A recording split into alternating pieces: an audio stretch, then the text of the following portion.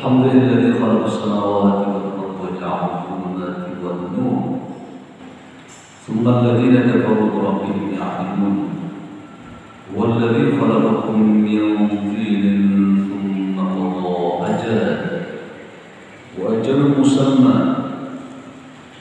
مسمى عنده ثم أنتم تمترون وهو الله بالسماوات والأرض يعلم سركم وجهركم ويعلم ما تكسبون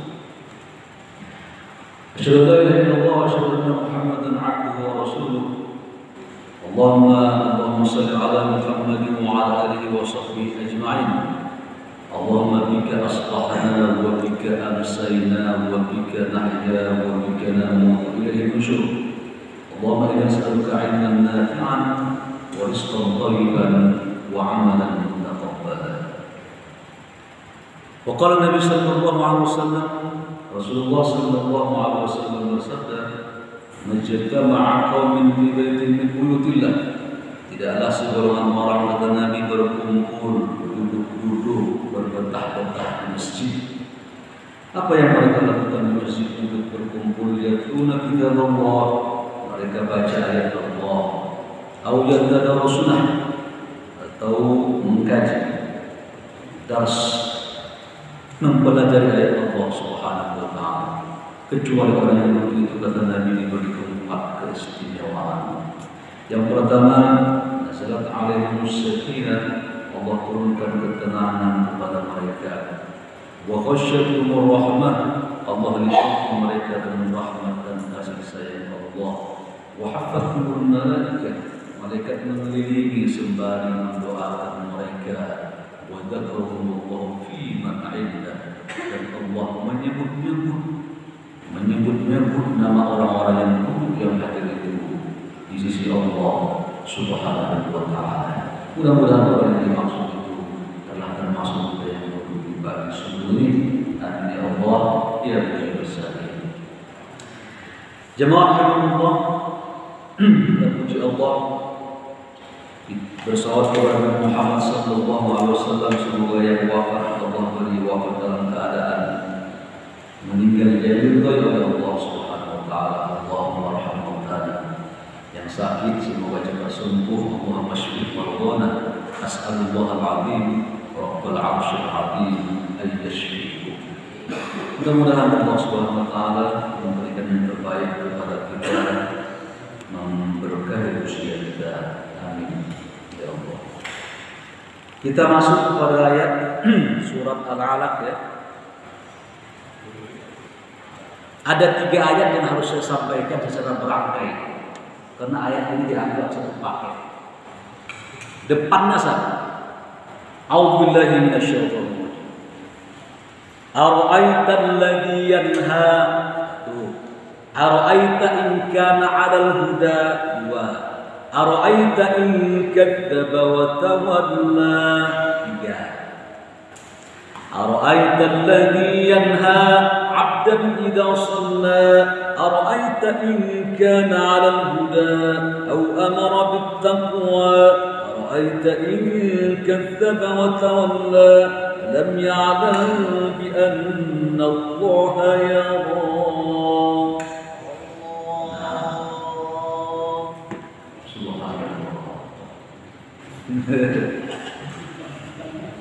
Murid teladan saja. Baik, terima kasih.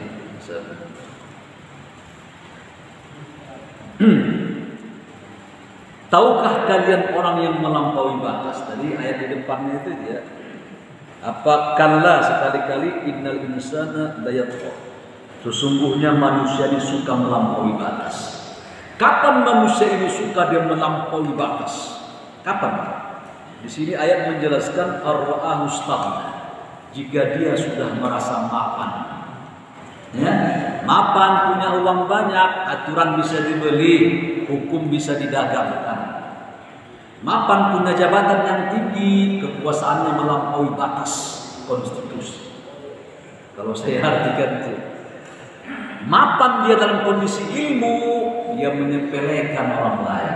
Makanya kata Imam Ghazali, ya, tidak pantas bagi seorang yang mempunyai ilmu, ayyadunu, bahwa dia merendahkan orang-orang yang selain daripada dirinya. Ya. Baik, itu pemicu ya, pemicu orang suka melampaui batas karena dia makan. Sekarang kita akan lihat ayat berikutnya menjelaskan apa ciri-ciri orang yang suka melampaui batas. Ciri orang yang suka melampaui batas itu apa? Nah, ini jawabannya di ayat ya. Saya tidak membesarkan dulu tafsir ayat ini ya, karena Imam Qurtubi juga membahasnya sangat simpel. Tapi ingin saya sampaikan seperti ini. Kita akan mengerucut dulu karena ayat ini ditujukan kepada Abu Jahal. Ya. Jadi itu sebab asbab nuzulnya dia dalam kitab asbab nuzul yang ditulis oleh Imam Asyuti. Ya. Jadi ayat ini Bapak Ibu ini awalnya cerita Abu Jahal. Tapi ingat ya, setiap ada ungkapan dalam Al-Quran tidak terfokus kepada sentral perilakunya yang terjadi pada saat ini. Saya ulangi ya, tidak terfokus suatu ayat di Quran itu hanya pada pelaku pada saat itu. Ya, umpamanya dua orang istri Nabi berebut madu beneran bukan di madu ya. Lalu karena Nabi Muhammad ini bersifat adil, beliau kemudian mengharamkan madu. Maka Allah menegurnya, ya ayuhan Nabi, lima tuharrimu ma ahallallahu lak. Wahai Nabi, kenapa engkau mengharamkan sesuatu yang dihalalkan oleh Allah? Nah, tapi ayat ini walaupun ditujukan kepada peristiwa sebab kejadian kedua istri, tapi berlaku pada semua sisi. Tidak boleh kita menghalalkan yang haram dan mengharamkan yang halal. Gitu ya. Baik. Apa karakter Abu Jahal yang kelihatan pada ayat? Nah, kita akan lihat dulu sifat melampaui batas. Ya. Walaupun ini pada Abu Jahal saya, tapi karakter ini tidak boleh kita lakukan. Satu, ara'aital ladzi. Apakah kalian tidak melihat ada orang-orang yang suka melarang? Siapa yang dilarangnya? Abdan idza shalla, melarang orang-orang yang suka sholat. Nah, kita lihat dulu ceritanya apa sebabnya. Jadi begini Pak ya. Sifat karakter orang melampaui batas itu begini. Jika ada seseorang tidak mau melakukan perbuatan kebaikan, nggak apa-apa. Nggak mau sholat silakan, ya, nggak mau dia mengaji silakan. Tapi jangan menghalangi orang dong. Kalau sudah sampai dia menghalangi orang berbuat baik, karakter ini sangat melampaui batas. Engkau tak dirugikan. Ada orang ke masjid, kau tak ke masjid umpamanya. Engkau kan nggak dirugikan. Apa dirugikan terhadap dirimu dia mau ke masjid tiap hari 5 waktu? Makanya salah satu sifat melampaui batas adalah dia mencegah orang untuk berbuat baik. Kita lihat dulu. Kita dekati dulu ini ayat ini. Sekarang saya tanya Bapak, yang menghalangi Nabi Muhammad sholat siapa? Siapa? Abu Jahal. Yang dihalangi siapa? Nabi Muhammad. Imam Al-Qasimi menjelaskan bahwa ayat ini tertuju pada dua ini. Ada subjek, ada predikat. Ada yang menghalangi dan ada yang dihalangi. Yang menghalangi Abu Jahal, yang dihalangi Rasulullah Sallallahu Alaihi Wasallam. Bagaimana ceritanya? Saya akan ungkapkan sebuah cerita ya. Dan apa sebabnya nanti Abu Jahal ini mencegah Nabi ibadah? Qala Abu Jahal dalam hadis Abu Hurairah, Imam Muslim menjelaskan. Ya, kita bacakan dulu panjangnya hadis ini. Apa kata Abu Jahal? Hal yu'affiru Muhammadun wajhahu baina adhhurikum? Apakah kalian melihat, kata Abu Jahal, bahwa si Muhammad itu melumuri wajahnya dengan debu? Saya tanya Bapak maksudnya apa? Ini kalimatnya ratingnya tinggi. Makanya dalam bahasa Arab itu orang jahiliyah namanya diwan. Diwan itu sebuah ungkapan yang sudah dicerna. Ya, saya dulu pernah sampaikan, kami usul fiqh itu ada dua. Ada usul fiqh nafsi, ada usul fiqh maudhu'i. Itu beda itu.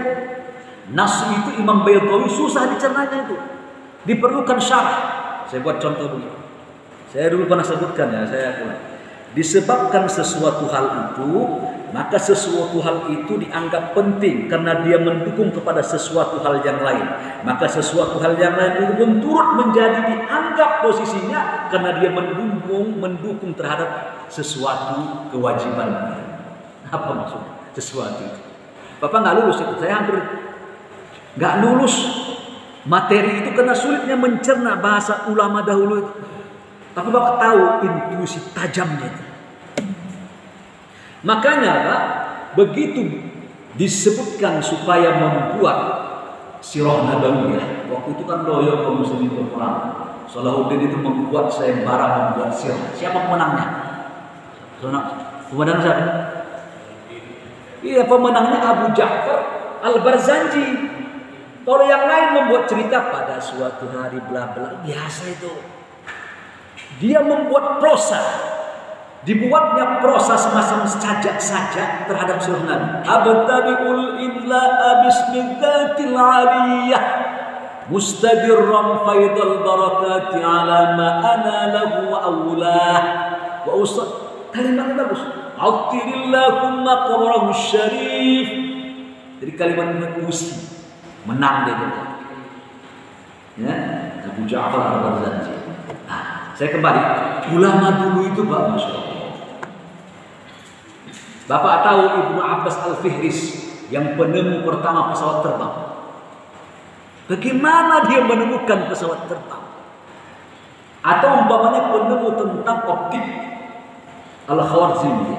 Ulama ini dianggap ada simposium di Amerika Serikat mengatakan dia berjasa menemukan lensa mata, menemukan kamera di WA, menemukan kamera di penema sinema. Dia menemukan. Dari mana dia bisa menemukan? Padahal optik itu sederhana waktu itu zaman dia menemukan teknologi. Tapi yang bikin saya katakan luar biasa ulama dulu itu. Cerdas betul.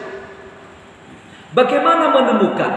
Ketika Allah mengatakan awalam yarau ila at-tayri fawqahum saffat wa yaqbidun ma yumsikuna illa ar-rahman innahu awalam yarau, apakah kalian bagaimana Allah menciptakan burung? Dari ayat ini Ibnu Fihris menemukan teknologi pesawat terbang. Akhirnya dia membuat dua sayap lebar begini merintang. Lalu dia pergi ke tempat yang tinggi, kemudian dia melompat dengan sayapnya. Bagaimana dia memberikan bilangan-bilangan antara keluarnya angin dari bawah dan depan untuk menyebabkan dia tidak jatuh terhempas ke bumi. Bagaimana membuat teori-teori. Saya kembali ke pangkal. Sudah. Siapa tadi? Abu Jahal. Lalu apa terjadi? Ini kalimatnya tinggi. Maksudnya begini Pak. Bagaimana, apakah kalian melihat bahwa si Muhammad itu melumuri wajahnya sama debu? Maksudnya apa itu? Yu'afir. Maksudnya begini Pak. Nabi Muhammad itu sujud. Kan sujud dia. Itu seolah-olah itu melumuri wajahnya sama debu. Karena dia ke lantai dia sujud. Karena zaman dahulu itu ya, bahkan Masjid Nabawi itu Pak tak ada karpet ya. Nabi Muhammad pernah bangkit dari sujud, lalu di sini ada lumpur. Karena waktu itu ada hujan gerimis sehingga beliau sujud dalam keadaan becek. Nah, dia ada sujud di lumpur. Nah, jadi melumuri wajah maksudnya dia karena dia sujud itu wajah kan mendekatkan menghidupkan ke debu gitu seolah-olah ya. Yu'afir digunakan dengan kalimat yu'afir. Ya. Sudah apa jawaban mereka? Qala, kata orang ya. Faqila na'am, ya, kami melihat dia itu sering melumuri wajahnya dengan debu itu. Maksudnya sujud. Nah, lihat. Walatta wal Uzza, kata Abu Jahal.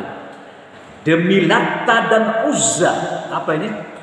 Dua patung besar yang menempel di Ka'bah. Jadi mereka begitu menyumpah bersumpah itu Pak. Orang dulu itu bersumpah untuk menjelaskan tekad. Kita juga boleh kan? Perhatikan Pak, kalau kita bersumpah kepada siapa? Allah. Bentuknya 3, boleh pakai wallahi, tallahi, billahi. Ya. Tak boleh wallahu billahi. Kalau dia sumpah wallahi. Kalau Bapak baca wallahu namanya waw istinaf. Itu bukan waw sumpah. Kalau dia sumpah wallahi, billahi, tallahi. Sumpah ya, itu alat-alat menyumpah. Tapi Bapak tak boleh bersumpah begini, demi Allah dan Rasul saya nggak ngambil uangmu. Buang Rasulnya. Ya. Demi Ka'bah saya nggak ngambil, buang Ka'bahnya. Demi Quran saya nggak nolong, tak boleh. Makanya kata Nabi, man halafa falyahlib billah. Barang siapa dia ingin bersumpah, kata Nabi, bersumpah cukup atas nama Allah saja. Nah, jadi nggak boleh kita demi, mana ada orang gitu Pak, demi Allah dan Rasul. Salah ini, tegur nih, Rasulnya jangan ikutkan. Kenapa? Karena Rasul itu makhluk dia. Tidak boleh sumpah itu ditujukan kepada dia, kecuali hanya kepada Tuhan pemilik langit dan bumi. Makanya demi Allah cukup, demi Allah Azza wa Jalla. Dia bersumpah demi Lata dan Uzza. Demi Lata 2 patung. Jadi begini Pak, ini patung ini dulu orang soleh, ya. Udah. Jadi begitu dia mati, diambil orang-orang setelah dia, dianggap orang soleh, pada akhirnya awalnya dilihat, pada akhirnya dipuja, ya. Pada awalnya dilihat, setelah itu meninggal orang-orang yang jangan disembah. Kalau orang tua masih hidup, jangan disembah, dia ini orang dermawan, kita rindu boleh lihat patungnya. Tapi ketika meninggal orang tua, tak ada yang ngasih tahu, akhirnya disembah. Itulah peristiwa pada 5 patung Waddan, wala Suwa'an, wala Yaghutsa wa Ya'uqa wa Nasra. 5 patung orang ulama soleh yang disembah kaumnya Nabi Nuh alaihissalam. Buddha itu Nabi Muhammad dalam kitab An-Nubuwah wal Anbiya Syekh Ali As-Sabuni, itu para nabi itu jumlahnya berapa? Lebih kurang 120.000. Banyak kan? Yang kita kenal berapa? 5. Berapa? 25. Kerucut dari 5 kerucut jadi 1. Makanya ada yang menganggap bahwa Buddha itu boleh jadi nabi. Nah, tanda kutip ya. Apa sebabnya? Dari yang 120.000 tadi. Sebab dia mengajarkan kebaikan hanya orang setelah dia membuat dia jadi patung. Kalimatnya kutip dulu ya, saya nggak menjustis. Boleh jadi. Karena saya baca sebuah makalah ya. Boleh jadi. Karena ajaran Buddha itu kebaikan semua. Bapak lihat. Daai TV ya, yang botak perempuan itu ya. Nah, itu menjelaskan agamanya. Ajar kebaikan semua, cinta damai, kasih sayang. Boleh jadi, tapi ajaran itu dirusak. Kita lanjutkan hadis. Masih ingat ceritanya?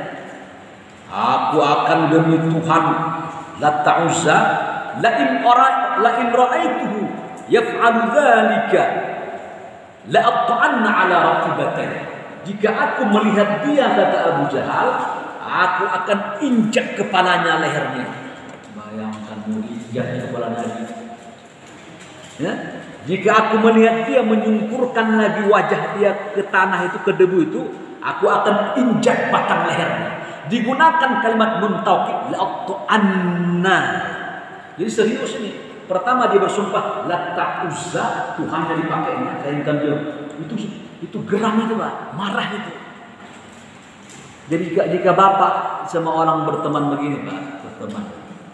Satu ketika Bapak sholat, tiba-tiba dia mengucapkan kalimat makian, Bapak perlu curiga itu. Berarti dia sudah memendam benci sama Bapak. Sedikit saja masalah. Tapi Bapak satu ragunan Bapak disebut sama dia. Setan badut. Kok begini? Saya ada kejadian itu, S3 doktor deh, tafsir. Tak sama rasanya. Dimaki-makinya. Yang pilih katakan saya tentang ini. Kenapa kau maki ya? Orang saja memaki apa penyampaian agama. Kalau kau tidak senang cukup diam saja. Tapi jangan kau maki-maki lah. Kenapa? Tak pantas sama titel tafsirmu, tak pantas dengan titel S3-mu, tak pantas dengan engkau seorang kori pula dia. Tak perlu saya sebut ya. Tapi yang itu bingung saya. Kok keluar orang mukmin itu, kata Nabi, kata laisal mu'min ta'an. Yang dikatakan orang mukmin itu, kata Nabi, ta'an, tidak pernah ucapan dia itu memfitnah, mengejek, mencederai orang lain. Walal la'an, tidak juga orang mukmin itu, kata Nabi, ucapan dia melaknat. Engkau kalau yang lu mati saja kau. Setan ada orang bego lu, ada orang mukmin enggak begitu. Orang Betawi bilang, maaf orang Betawi ya, itu kan biasa ungkapan kan. Ungkapan itu salah. Mufradatnya itu salah. Bego lu kalau lu, walaupun tak tersinggung dia, tapi kata itu tak baik gitu. Walaupun tak tersinggung. Jangan orang tak tersinggung lalu dianggap boleh. Ungkapan itu tak baik. Laisal mu'min ta'an walal la'an walal fahish. Tidak juga orang mukmin itu, kata Nabi, orang-orang yang suka kata-kata fahish. Fuhsah itu identik kepada hal-hal yang jorok. Wal baghi, dan porno. Nah, asal lihat pisang dikit kemana pikiran? Jadi ada orang itu kan, pikiran dia porno aja, begini dikit porno, otaknya otak porno. Nah itu itu ya. Laisal mu'min ta'an walal la'an walal fahish walal baghi. Kalau ada orang mukmin itu mukmin enggak benar. Tidak benar keimanannya. Orang itu sopan berkata, tenang, mengungkapkan diksi-diksi bahasa-bahasa yang bagus. Apa tak ada bahasa yang lain jika dia benci? Jangan keluar bahasa yang mudah-mudahan, bahasa lain. Ya, ada bahasa Antonik. Kalau istilah Rizik mengatakan begini, orang ini keterbelakangan mental. Itu bahasa betul tolol bego itu. Tapi dibuat bahasa supaya tak terlalu ada saya dinasihati orang juga ya. Pernah saya mengungkapkan itu orang itu. Dia tahu orang yang kurang agama itu disuruh dia jaga hutan malah jadi orang hutan. Disuruh dia jaga minyak malah minum minyak. Disuruh dia jaga laut malah jadi bajak laut. Ya. Jangan bahasa begini, tersinggung. Satu Kemenkumham, kenapa habis khutbah saya tak mau ditegur para pejabat ini? Tersinggungnya. Nah, saya terakhir kan itu yang ngomong. Kadang-kadang begini Pak, dengan bahasa-bahasa sopan, kadang-kadang tak kena itu.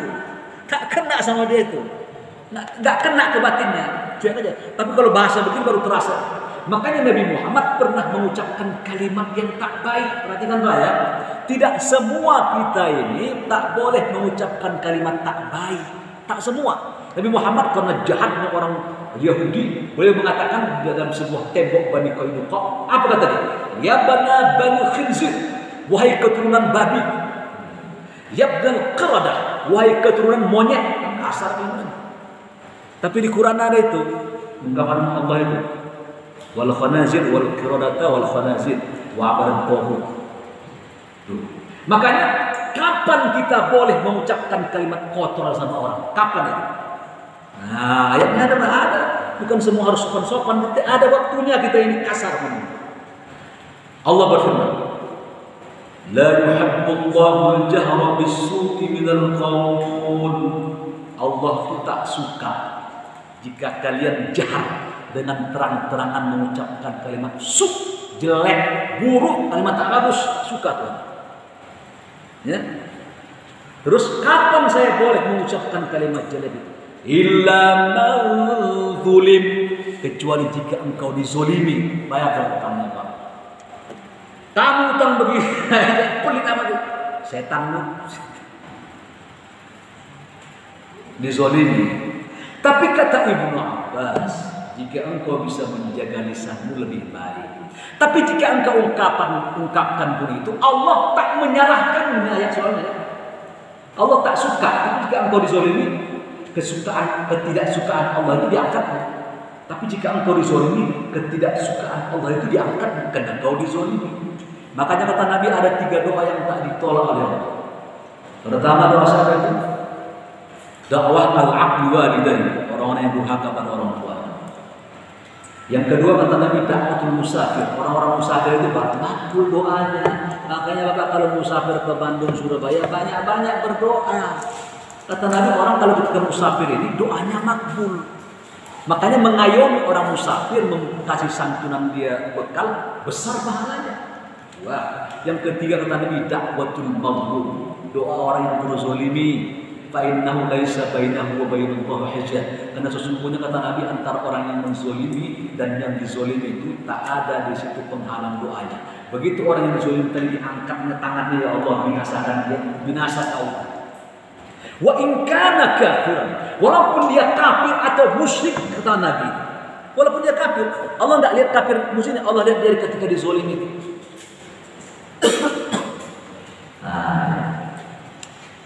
Kita lanjutkan dulu hadis ini. Tadi ingin diinjak-injak kepala Nabi Muhammad ya. Aula afiranna wajhahu fi turab, bukan sekadar lehernya kuinjak kata Abu Jahal. Kepalanya kubenamkan sama kakiku dua-dua. Injak kepala, injak leher, injak kepala. Betul-betul. Dan di sini digunakan nun taukid lagi, la afiranna. Dari kata afara tambah nun di akhir. Benar-benar akan kubenam, kupatahkan lehernya, kubenamkan kepalanya, injak. Ya. Kebenciannya berarti udah menyimpan. Saya bilang tadi dulu Pak, tiba-tiba kita bertemu sama orang, tiba-tiba dia nggak nyangka saya kok begini kalimat belum tak seimbang kejahatan saya sama ucapan ini. Ini begini, berarti menyimpan kebencian. Wah, akut sekali sudah. Sama orang begini ini tak bisa kita berbuat baik, ya, tidak memutuskan silaturahim. Tapi kita nih namanya JJ, jaga jarak. Ya. Qala fa'ata Rasulullah sallallahu alaihi wasallam wa huwa yusalli. Lalu Nabi Muhammad pun salatlah dia dekat Ka'bah. Za'ama liyaqta'a ala raqabatayn. Dan niat si Abu Jahal tadi ingin dia sampaikan untuk mematah, menginjak lehernya dan membenamkan kepala Rasulullah Nabi kita Muhammad sallallahu alaihi wasallam. Fama faji'ahum minhu illa wa huwa yanqus, tiba-tiba dia melompat ke belakang. Mau diinjak, tiba-tiba melompat jauh sekali seperti terpental, seperti betul-betul sehingga orang-orang kafir dikatakannya, dan dia menutup wajahnya begini. Langsung dia mundurnya cepat ke belakang sambil begini tuh Abu Jahal. Di sini menjelaskan wayat taqibiyatih. Ittaqwa itu melindungi dirinya dengan tangannya. Jadi orang bertakwa itu orang yang terlindungi dia dari kezaliman, kemusyrikan. Takwa. Jadi dari asal kata ittaqwa, menjaga, memelihara. Jadi menjaga dirinya dengan tangan. Setelah dia melompat mundur ke belakang, dia tutup tangan. Coba. Itu namanya body language ya. Body language itu, saya herannya orang Mesir saya lihat lah ya. Itu kalau dia marah, ini pintu ya. Itu jadi anekdot teman-teman saya. Itu marahnya nggak cukup mulutnya kalau di pintu itu, sampai tangannya pun ikut begini tuh. Hanya tangannya di balik pintu. Kurang ajar begini. Kok tak balik pintu tangannya? Langsung begini dong. Itu namanya body language ya, bahasa tubuh. Bahasa tubuh ini kadang-kadang menentukan sikap seseorang itu bahwa dia menekankan sesuatu. Makanya Nabi Muhammad kata Nabi begini, at-taqwa hahuna wa yusir ila sadri thalatha marrat. Kata Nabi, takwa itu di sini. Nabi mengisyaratkan dengan tangannya tiga. Ini itu penekanan namanya itu. Takwa itu di dada. Kalau begini lain, takwa itu di dada, bertakwa kali itu. Ingat itu. Tapi kalau Nabi mengatakan begini, itu penekanan kata para ulama. Salatha marrat. Takwa itu hahuna.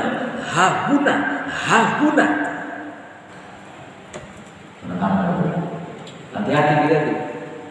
Ya, berarti itu anjurannya kuat. Nah, ya, kalau ada orang sayangkan menunjukkan dengan cara bahasa tubuh, bukan sekedar bahasa verbal aja. Kita lanjutkan ya. Sudah siap. Jangan dilempar tasbih jadi api lah. Lalu apa terjadi? Begini kata si Abu Jahal. Begitu aku mendekati si Muhammad, aku aku ingin injak kepalanya dan mematahkan lehernya. Inna baini wa bainahu la khandaqan. Tiba-tiba aku melihat antara aku sama Muhammad ada parit jurang gitu, ya. Min nari, isi parit itu kobaran api yang menyala-nyala, api menjilam ke atas. Wa haulan wa ajnihah.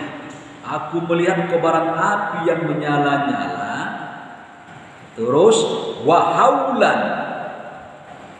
Kemudian aku ngeri, api dilihatnya satu parit pohon api mendatangi dia begitu. Wa ajnihah, dan aku melihat juga sayap-sayap. Kalimatnya dia, berarti ini identik malaikat ini. Malaikat itu punya sayap, punya dia. Jibril itu punya sayap. Pernah Nabi mengatakan itu sekitar 600 sayap. Jika dia kepakkan sayapnya, tertutup ufuk barat dan timur, sehingga gede gitu. Tutup langsung, jadi kok agak gelap aja nih malah. Hingga gede ya, luar biasa ya. Tapi ini diselewengkan sama orang-orang Yahudi.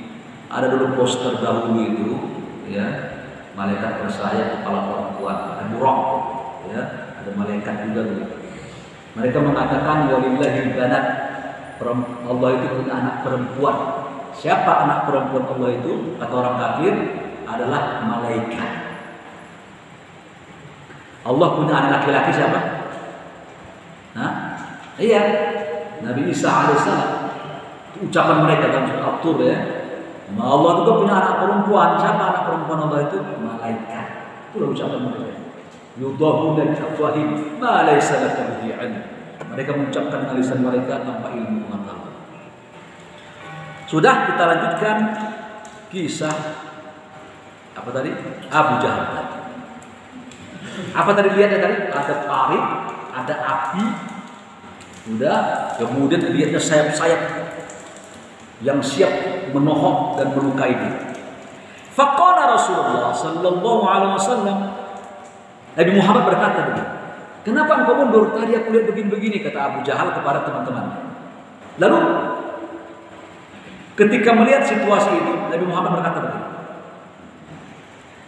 laudana minni, andai kata si Abu Jahal tadi mendekati aku, kata Rasulullah, la aqtafathul malaikah aqwan bi aqwin aqwan. Jika seandainya dia sempat saja mendekati aku, dia tunaikan hajat dia itu, kata Rasulullah sallallahu alaihi wasallam, niscaya akan datang malaikat mencopot dan melepas anggota tubuhnya satu persatu. Tangannya lepas, tarik malaikat seperti dimutilasi, ya. Andaikan dia dekat dari aku, dicopot malaikat satu persatu badan itu, bagian badannya. Ini kepala begini, ini kakinya, sobek begini sebelah. Kebiasaan ini. Ya, sudah, niscaya malaikat akan mencabut bagian tubuh dia satu persatu. Jadi kalimatnya di situ aqwan wa aqwan. Itu penekanan enggak? Anna sababnal ma'a sabba. Kenapa sabba 2 kali? Kan sudah hari depan anna sababna ma'a sabba, itu penekanan namanya. Berulang-ulang itu. Anna sabba thumma syaqaqna al-ardha syaqqa. Udah ada syaqqa lagi. Ya, itu luar biasa. Jadi begini, Quran ini keajaiban luar biasa. Saya teringat dulu, maaf ini agak sedikit menyimpang ya. Ketika habis konser Pak Haji Roma Irama, jadi dia ke sana, aku boleh buat. Kita kan abdi juga, anak buah Roma Irama. Datang seorang perempuan kepada dia, dikasih hadiah. Kenapa kasih hadiah saya? Saya ini punya penyakit kanker stadium 3, kata perempuan itu ya. Begitu punya kanker stadium 3, ya udah, pokoknya sudah 4, udah mau kritis kan. Ya. Tiba-tiba apa kerjaan saya? Saya cuma mendengarkan lagu Anda. Tadi dulu ya, saya nanti baru masuk ke Quran ya. Kita bicara yang dulu. Terus itu menurun, dok. Setelah 2 minggu saya mendengar terus, itu menurun kadar penggorogotan kanker saya itu menurun, bahkan kata dia hilang. Ini Pak Haji datang ke dokter. Dia punya dokter spesialis pribadi, ditanya, benar nggak ada nggak pengaruh suara dan nada terhadap penyakit? Kata dia secara ilmiah itu ada. Udah, ini masih nada ya, masih nada. Coba umpamanya Ustaz Salim dibaca Quran, kan? Tidak usah pakai ayat dulu. Tidak usah pakai. Umpamanya Abu Salim suka apa? Suka lagu apa? Kemarin pernah lagu itu beliau, lagu Hijaz. Alhamdulillahirabbil alamin. Bismillahirrahmanirrahim. Saya enggak masukin dulu Quran ya, masih nada. La la la la li la la.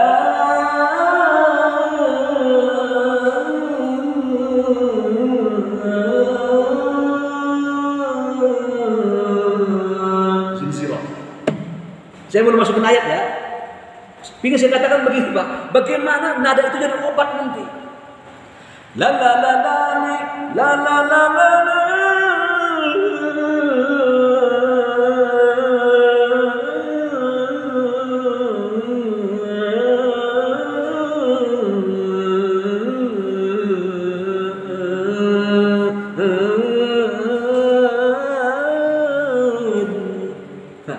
Apa yang terasa di jantung Bapak? Kita bisa menangis itu. Saya itu di kampung namanya ada Sinandong Asahan. Pak Dugis tahu. Di pinggir pantai, jika ada keluhan orang-orang kampung Melayu itu duduk di pantai itu. La la la. Suami meninggal atau anaknya.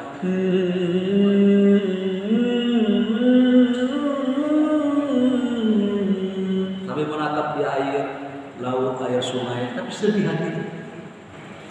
Nah, pada suatu bagaimana hatiku ini menjadi sedih karena ditinggal orang yang kucintai.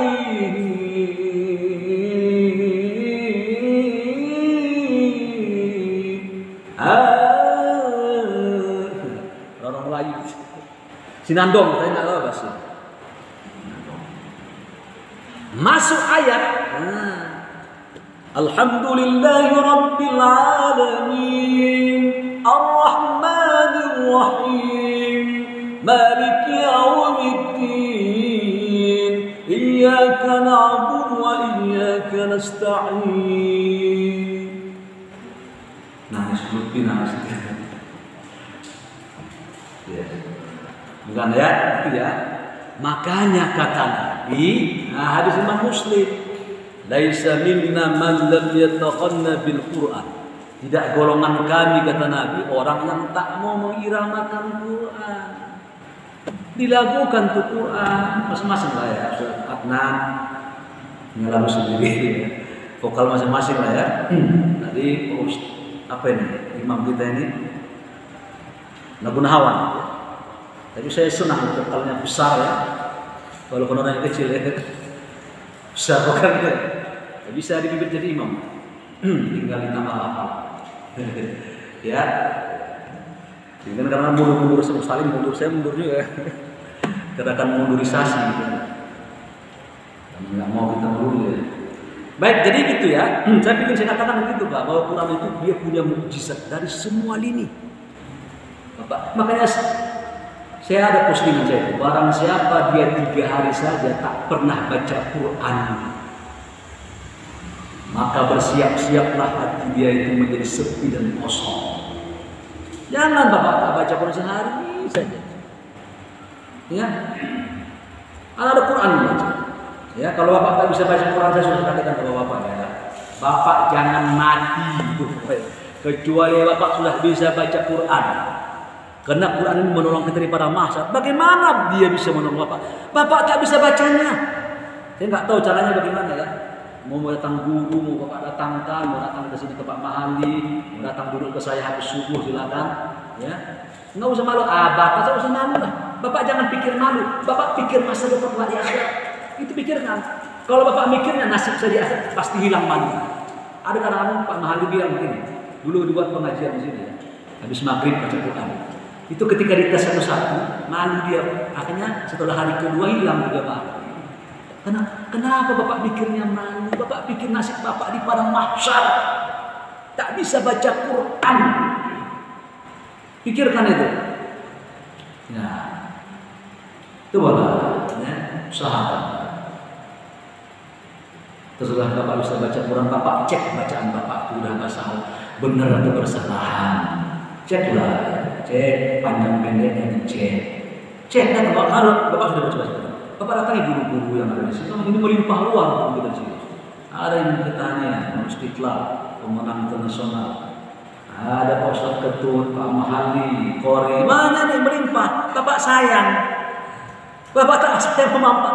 Masa ada anak ayam mati di lumbung padi? Ada sebuah detail, seekor anak ayam mati di lumbung padi karena kelaparan. Kok bisa mati kelaparan di lumbung padi gitu loh? Padahal padi melimpah. Kok bisa ada orang mati tak bisa baca Quran? Sementara di sekitar dia banyak orang yang bisa mengajar dia baca Quran.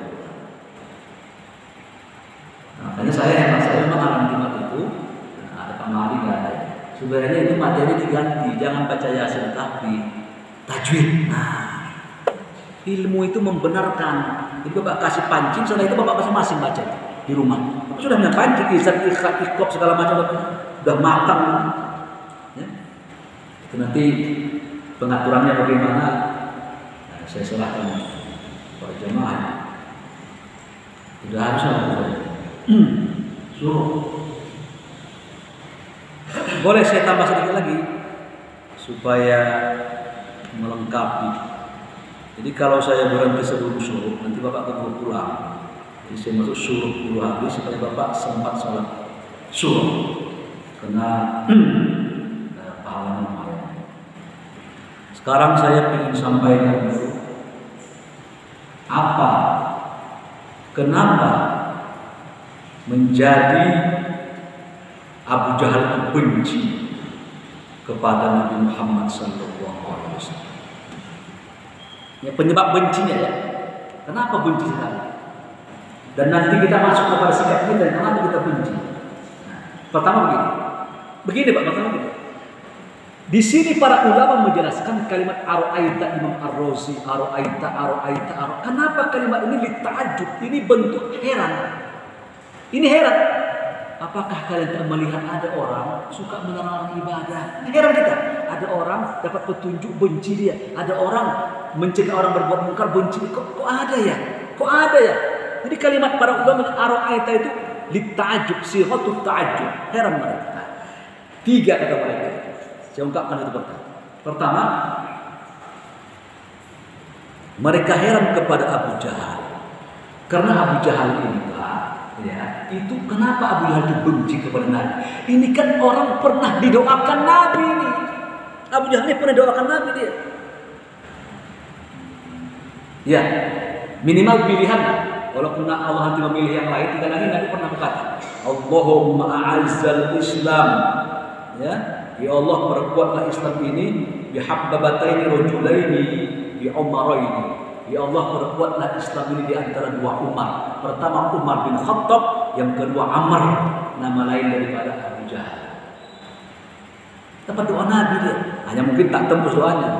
Kenapa engkau ini? Artinya begini Pak, kalau kita benci sama orang, jangankan Bapak mendoakan dia, melihat dia dan mengucapkan baik sama dia pun tak mau kita.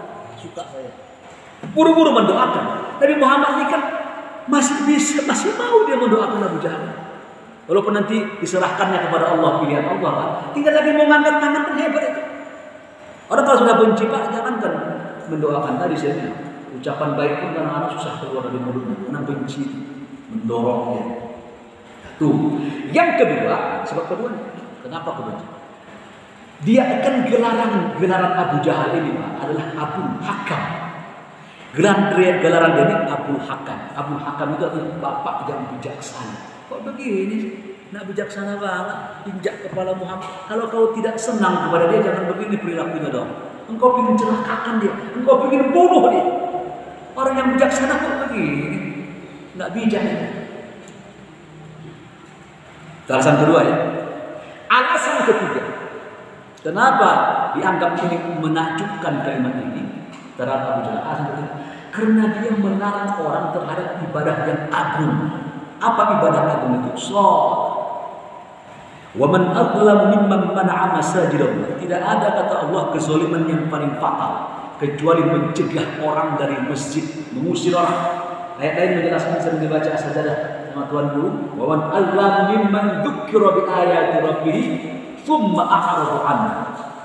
Jadi kita ini Pak, jangan kita punya sikap membuat orang ingin terusir dari masjid ini. Maaf, saya minta maaf. Umpamanya habis sholat subuh matikan lampu, ya jangan dong, orang masih berzikir, ada yang ingin nunggu suruh dia mengenang amal solehnya dia, ada yang ingin baca Quran, gitu. Umpamanya itu apa namanya? Ya, kecuali ini bukan dimatikan semua, kan nanti kan sadar sendiri orang-orang yang dulu di sini sadar dimatikan, udah terang tak mungkin dimatikan, pasti begitu keluar tek biar terang begini dulu. Itu seolah-olah engkau mengusir dia, membuat tak nyaman. Nah, minimal gitu lah, tak nyaman.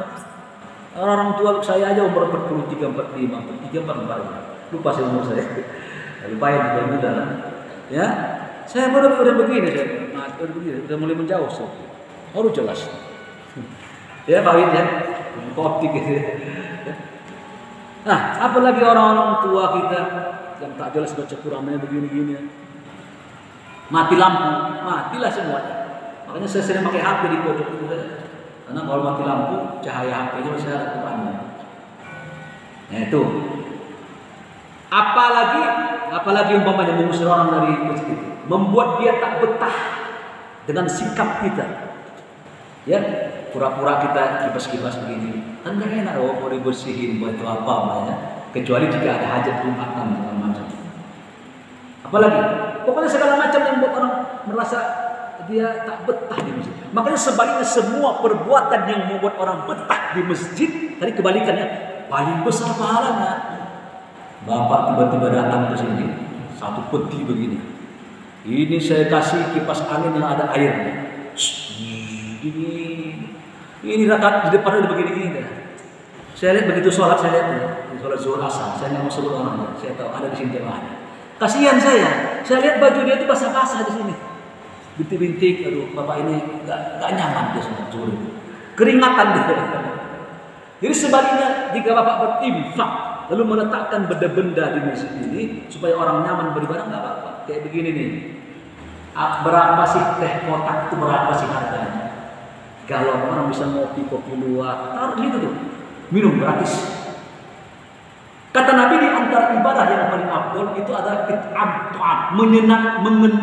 mengenyangkan orang. Kan enak duduk begini sambil ngopi luwak. Ya kan? Kopi hitam kan enak ya. Tahu usah dihidangkan apa sendiri itu. Dulu sempat ada sih tapi udah hilang. Ini apa saya? Dulu ada yang punya wangi bagus itu. Nabi Muhammad tuh tidak suka apa namanya perilaku beliau tuh. Setiap hadiah beliau tolak kecuali minyak wangi dia terima. Karena min sunnah al-mursalin di antara sunnah para nabi at-ta'attur berwangi-wangian.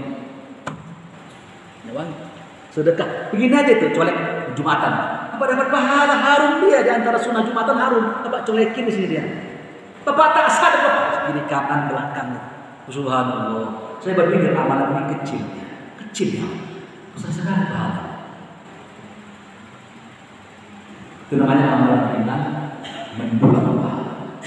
Cukup sampai di sini karena waktu sudah siang. Ada yang mau ditanya? Sebelum kita tutup. Oh silakan. Pak, saya menanyakan Assalamualaikum warahmatullahi wabarakatuh. Waalaikumsalam. Apakah imam itu wajib mengamini ahli Fatihah? Amin. Terus yang kedua, amin itu yang benar yang dimana sih Pak? Kan amin itu yang beberapa artinya gitu. Oh ya. Apakah imam dianjurkan amin gitu? Iya.